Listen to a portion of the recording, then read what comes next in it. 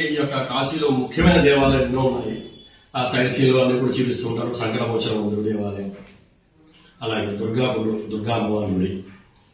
దాని తర్వాత కాశీ క్షేత్రానికి వచ్చిన తర్వాత కాశీలో కాలభైరని చూడకుండా వెళ్ళకూడదని శాస్త్రం. కాలభైరని చూడాలి. ఆ కాలభైరకి అనుగ్రహం ఉండబట్టి మనం కాశీకి రాగలుగుతాం. అసలు కాశీ నుంచి దారాలు ఎక్కడి నుంచి పట్టుకెళ్ళాలి అంటే కొంతమంది ఏం చేసుకుంటారంటే పట్టుకెళ్తూ ఉంటారు.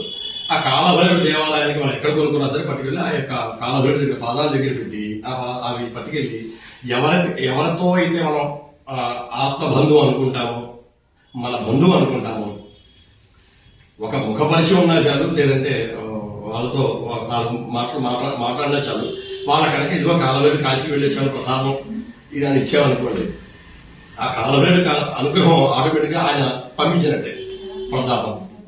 ఆయన ఆ దారం కట్టుకున్న వాళ్ళు అప్పుడు వాళ్ళ యొక్క అనుగ్రహం కలిగి వాళ్ళకి బుద్ధి కలుగుతుందట. నేను కూడా కాశీకి వెళ్ళాలి, అయ్యో నేను కూడా వెళ్తే బాగుంటుంది. మరి వీళ్ళు వచ్చి కాలభైరవ దర్శనం చేసుకుని విశ్వనాథం దర్శనం చేసుకుని కనుక వెళ్ళి వీళ్ళు కూడా పట్టుకెళ్ళి ఇంకో 10 మందికి ఇచ్చారనుకోండి, ఆ పుణ్యం అంతా వాళ్ళ పుణ్యం వీళ్ళకి వీళ్ళు కూడా వస్తుందన్నమాట. అలాగే ఈ కాశీ క్షేత్రంలో ఈ విశేషమైన కార్యక్రమాలు ఇవి ముఖ్యమైన చేయవలసిందే. అది కొంతమంది ఏం చేస్తుంటారు, కాశీ క్షేత్రానికి వచ్చాము, గంగా స్నానం చేశాము, వెళ్ళిపోతూ ఉంటారు. కాశీ క్షేత్రానికి రాగానే ఏమిటంటే స్థాన సంకల్పం అంటారు. అసలు సంకల్పం యొక్క అర్థం ఏమిటయ్యా అంటే మనం ఒక ప్రదేశం నుంచి ఇంకో ప్రదేశానికి వెళ్తున్నామంటే ఆ ప్రదేశంలో ఉన్నటువంటి సంకల్పం